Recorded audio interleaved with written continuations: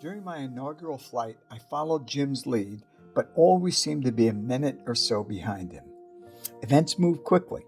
I donned a parachute and fumbled with the straps as I tried to make the necessary adjustments.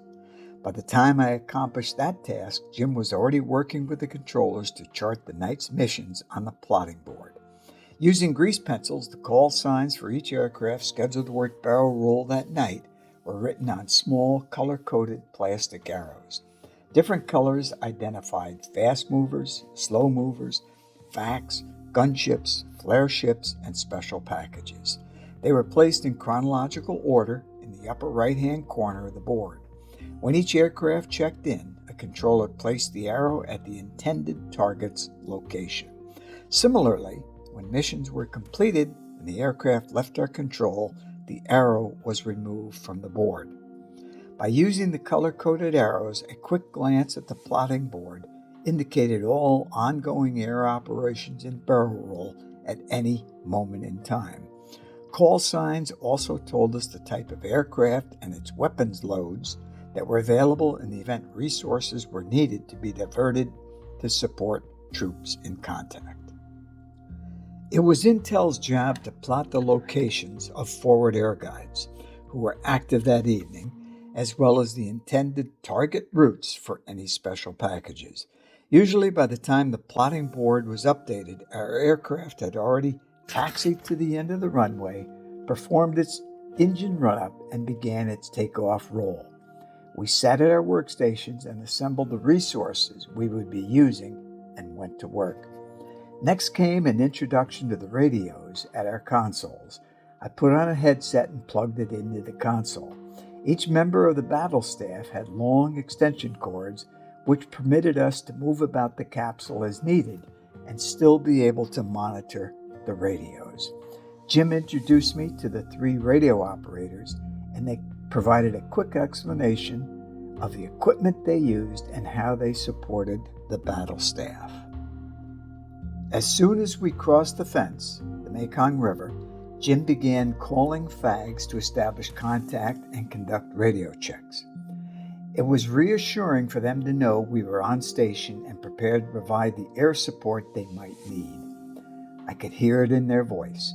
The VHF radios used by the FAGs were line of sight, and for us to be able to communicate effectively, we had to be flying directly overhead or in a nearby location with no mountains or hills between our positions. There were times when FAGs or road watch teams were in remote locations, which forced us to alter our flight plan in order to establish and maintain radio contact.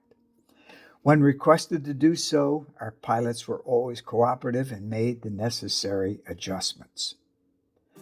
After that first flight, I always made a point to introduce myself to any radio operator with whom I was working for the first time. They provided critical support to our mission, often changing frequencies to our consoles under fast-moving and stressful conditions. I listened and learned as Jim spoke with each of the FAGs. They exchanged messages such as 5x5, 4x4, 4x3, and so forth. Jim provided an explanation of the numbers. On a scale of 1 to 5, with 5 being the best, the numbers reflected the volume and clarity of the radio contact.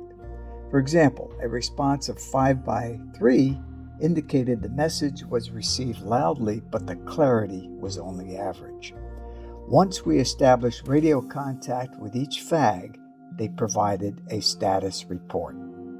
Events moved at a fast pace, and once I had internalized one task, Jim was addressing another of our responsibilities. Thankfully, as the night progressed, the pace of operations slowed down a bit, which provided time for me to ask questions about what was taking place. As the mission unfolded, Jim had me speaking with FAGs, checking on their status, and responding to their radio calls. I alerted the director of the Air Battle Staff and the Battle Staff Operations Officer of impending special missions. Thanks to Jim's leadership, I was so fully engaged in the job that never once did any of the fear and anxiety I had experienced at the start of the mission enter into my conscious thought. As our time on station was ending, I listened to Jim as he briefed cricket intel about the evening's operations. Another lesson learned. Once cricket had assumed control of barrel roll, Jim pulled out a portable typewriter and methodically reviewed the information we had accumulated during the evening. I was told to organize and type the mission report. I'd read enough after-action reports to know the format.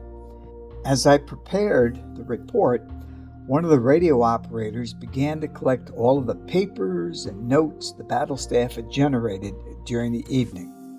The working papers were placed in a CD burn bag. The bags were returned to the shack and secured in a file cabinet until they were taken to the burn barrel for destruction. I was still on an emotional high when we landed. It was an exhilarating learning experience for me, and although I knew I had much more to learn, it was with a sense of accomplishment when we returned to the Alley Cat shack. However, there was one more lesson learned. After a post-mission briefing, the lock was removed from the refrigerator, and most of the members of the battle staff grabbed a cold beer. Blame it on my inexperience or naivete, but I couldn't imagine drinking a beer that early in the morning. But that changed. It took but a few missions before I, too, found how good a cold beer tasted in the morning after working all night.